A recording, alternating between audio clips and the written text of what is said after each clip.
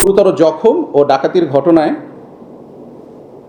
সম্পৃক্ত থাকার যে ডাকাত দল তাদের 7 জনকে গ্রেফতার করা হয়েছে এবং গ্রেফতারের সময় তাদের কাছ থেকে লুণ্ঠিত মালামালও উদ্ধার করা হয়েছে।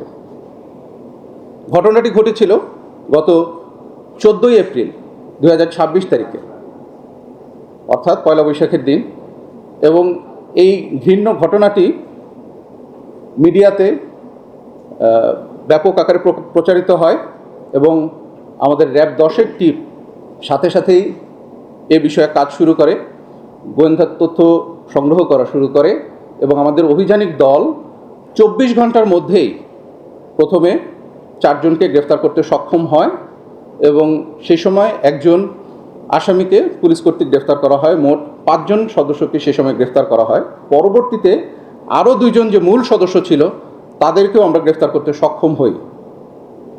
তো এ পর্যন্ত মোট 7 জনকে গ্রেফতার করা সম্ভব হয়েছে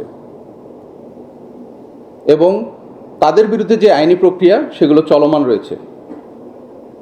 তো এই ছিল আজকে আপনাদেরকে অবহিত করবার জন্য